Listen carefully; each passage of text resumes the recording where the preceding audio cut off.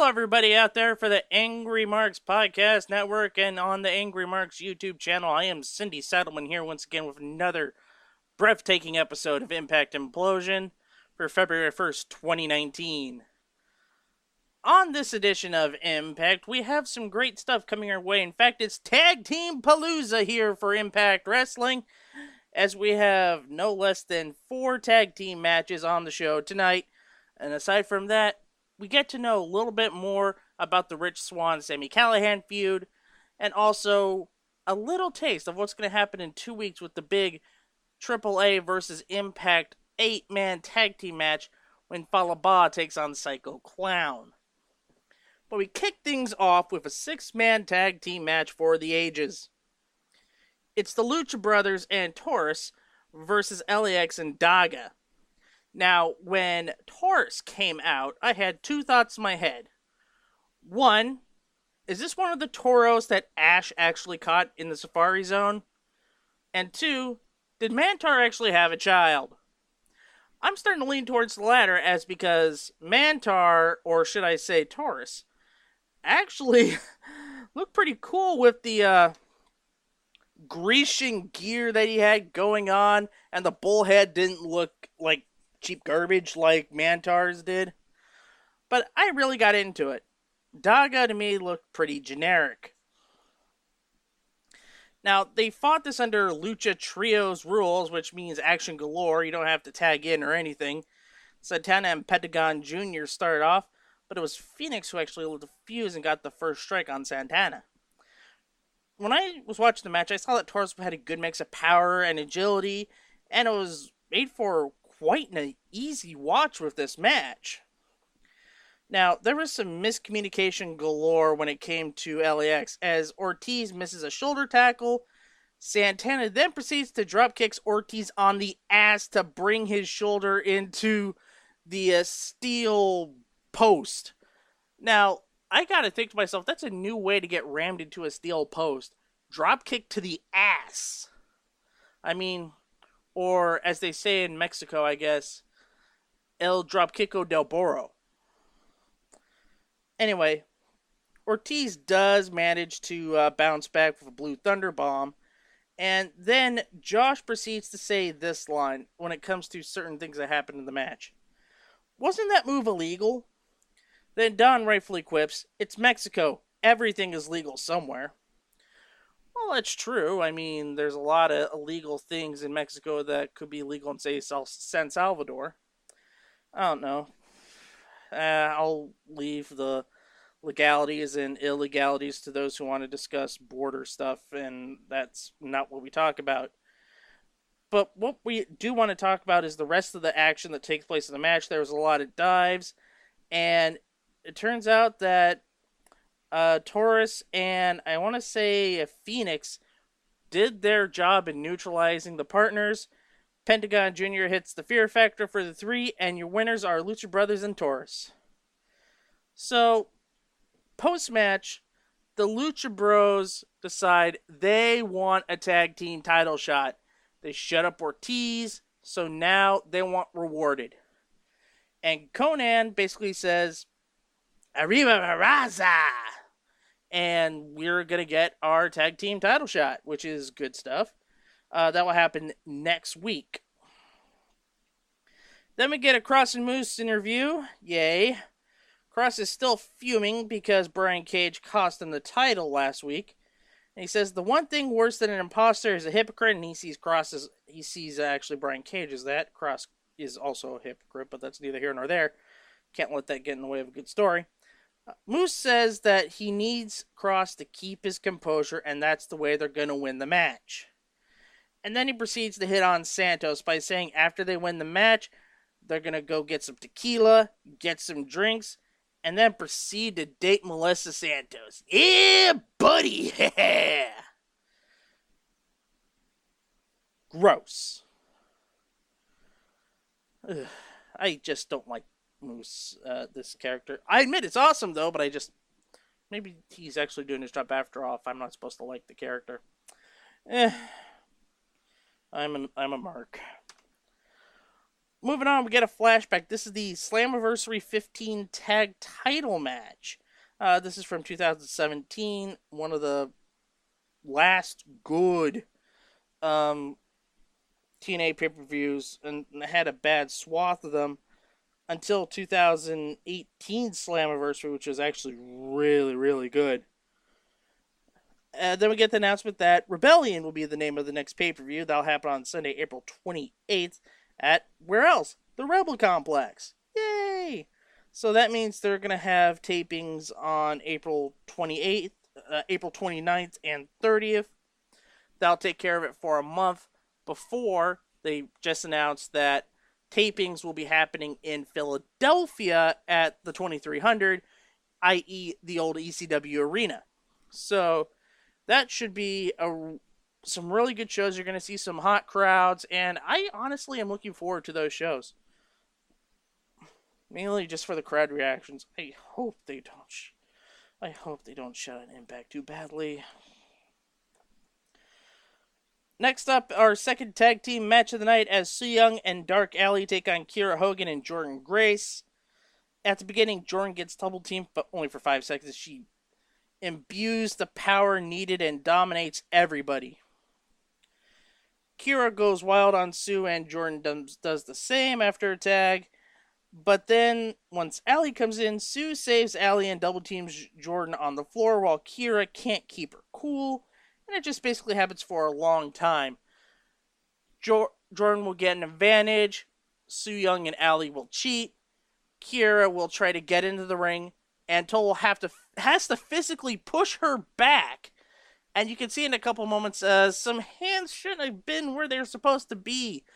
Toll, you're a referee. You gotta know better than that. And it was even noted by Don Callis that he was getting a little grabby. Yeesh. So, end of the match is when Jordynne hits a pounce after getting a comeback from Alley.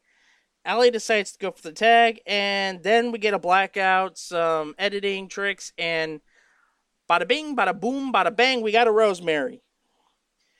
Alley gets froggy, Jordynne tags Kiera. Kiera hits a fisherman's neckbreaker for the 3, and Rosemary disappears. Rosemary has officially become Freddy Krueger, and Dark Alley has now officially become one of the teenage girls that he is trying to kill. You know, come to think of it, I honestly do want to see a Freddy Krueger style character in pro wrestling. I don't think Rosemary would be the perfect Freddy Krueger style character. And no, I am absolutely not talking about the time when Eddie Gilbert or Doug Gilbert dressed up as Freddy Krueger in ECW or while wrestling in Japan. I'm talking about a Freddy Krueger-esque wrestler. One that kind of has his coolness imbued with creepiness, imbued with supernatural powers. If this is in Lucha Underground, please let me know, because I don't watch Lucha Underground. I do not get the El Rey network. Well, I could get it, but I have to pay about $80 to get it. Anyway, so we got another Scarlett training montage where she beats up a balding, sad man and kicks him in the pool. I can't wait for another 3 weeks when she actually debuts. These promos suck. Oh, Jesus. I don't know what else to say about it. They just suck. Maybe Scarlett's better in the ring. Actually, I think she is. I should watch some of her matches from the indies. Eddie Edwards and Eli Drake versus the Rascals. Now, the password for this is miscommunication. Ding! Drake and Eddie Edwards do not get along at all. Drake uses a couple of cheap shots to get the upper hand, much to the way Eddie Edwards, who wants to go through it straight. Kind of weird when you're supposed to be a hardcore wrestler and you're trying to play it straight, and you bring in a Singapore cane called Kenny, and, well, you whack people will fit in a normal match. Anyway, the main part of this is Wedge tries to tag out, but Drake will always nullify Dez by going to the outside, pulling him off the apron and beating him up there. Now, Wedge tries to do this for a second time. It works, as Dez cleans Eli's clock for revenge. Dez Wedge hits a double DDT, but Eddie actually saves the day. Eddie saves Eli Drake. Usually in these face-heel affairs, the face will usually will either save your partner or hang him out to dry. You'll see the hanging out to dry part later on in the show. But Eddie wants to go all hardcore and grabs Kenny. Brandon Toll tries to stop him, so Eli grabs Kenny, smacks Dez over the top with it, and does the gravy train for 3. Brandon Toll sees everything in knockouts matches, but can't see this in a tag team match. Man, Brandon, you need to get your priorities in order, dude.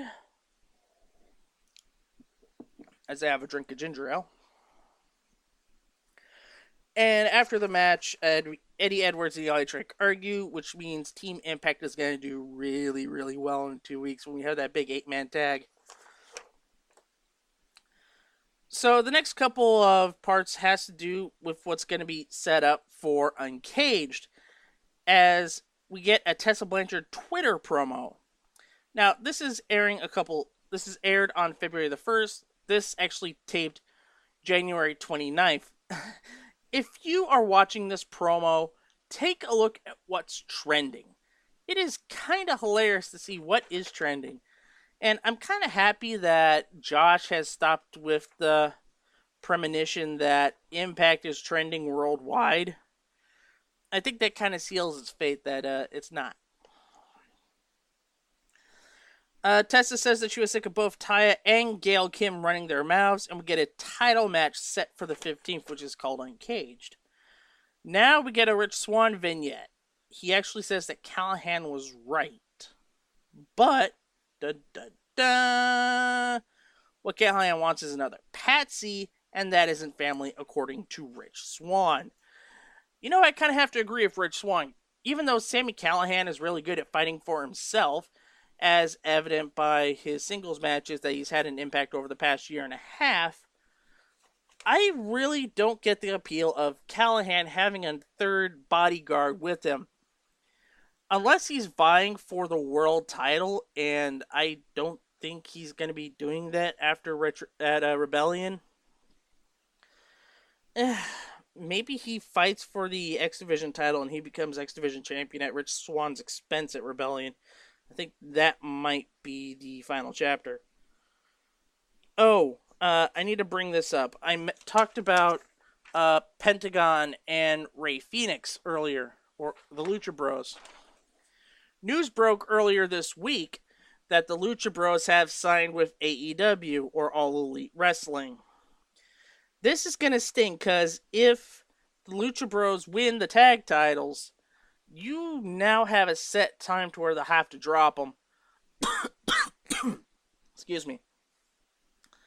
Honestly, I could see them dropping them to OVE or the Rascals. I really don't want them to drop them back to LAX. Or, maybe to set something up for the long term, they put them on Cross and Moose. Or the Money and Murder connection, as I think Don Callis pointed out later on in the show. Taya promo's up next. She accepts the challenge from Tessa Blanchard, but ups the ante, making it a street fight. Hooray! I mean, that's pretty good. I mean, that kind of signals a feud ender, though, and something I kind of don't want to see. I don't want to see this feud end. Can we save this to, like, Rebellion?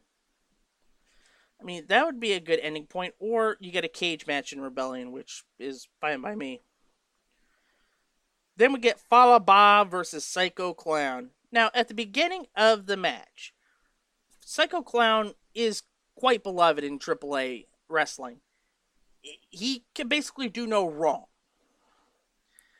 What's different in this match is Clown has to play heel to comedy face Fallah Bahh. So, Clown adapts. Chops down Bahh, but Bahh sidesteps Clown, and Bahh flies and splashes Psycho Clown off the top rope. And this is kind of where things fall apart for Fallah Bahh. Fallah Bahh makes the classic masked mistake. When you're fighting a masked wrestler, what you do is you ignore the mask and you go after the man. Fallah Bahh didn't do that. Now, you're thinking there should be somebody by him, maybe to tell him that. Well, Cam got hurt by Brian Cage, if you remember a few weeks ago. So Brian Cage is at home and wasn't on part of the Mexico shows. So, since Bod didn't know that, he makes the mistake and it pays for it by losing focus. And then gets rolled up by Psycho Clown and a Lamaha Straw Cradle for the 3. Now we get the Impact Cage promo. I'll only say two sentences. Impact, don't screw me. Cage, that's your department, like at Homecoming. Burn. I'm sick of this feud. I'm actually sick of the whole Moose, Cross, Impact, Brian Cage thing. It's not working, folks. Oh, before we get to the big main event, cheering for the AAA guys, Psycho Clown says they'll win it uncaged. They're a unit, they will win. Now we have Moose and Cross versus Impact and Brian Cage. You know the Eli Drake, Eddie Edwards tag team match against the Rascals that I talked about a few moments ago? That's basically that. I mean, that is Eli and Eddie Edwards kind of getting along and actually getting the win. This is the inverse. Impact and Brian Cage never got along and they lost. And to be honest, the match wasn't that exciting as Edwards and Drake. Basically ended Moose Spears' Impact after Brian Cage ignores Impact from a discus clothesline. So now, over the past few weeks, Cross has a victory over Johnny Impact. Moose has a victory over Johnny Impact. Brian Cage has his title shot at Uncaged. So, what do you do with Cross, who should get another match because he was screwed out of his title match last week by Brian Cage? Moose just pinned Johnny Impact. He's got to be in line for a title shot. So, what's going to happen when you have this many guys who are legitimately owed a title shot? Well, we'll have to find out next week. So that's going to do it for me for this edition of Impact Implosion. It was a pretty good show. I just am not liking the Moose Cross Impact Brian Cage stuff. Everything else was fantastic. Especially check out that 6-man tag with the Lucha Bros and Taurus and LAX and Daga. It was exciting action. I'm pretty sure Impact has a good swath of that match up on the YouTube channel. If you can't find it there, then I'm pretty sure that whole episode Impact is up on the Global Wrestling Network. So be sure to check that out. Well, that's going to do it for me for this abbreviated edition of Impact Wrestling. I am Cyndi Seidelman. I will see you next week. Be sure to follow me at GameShowGarbage on Twitter. Or just follow AngryMarks at AngryMarks on Twitter. And get all the latest news, reviews, videos, podcasts. It's a whole collective we have here at AngryMarks. Until next time, take care, everyone.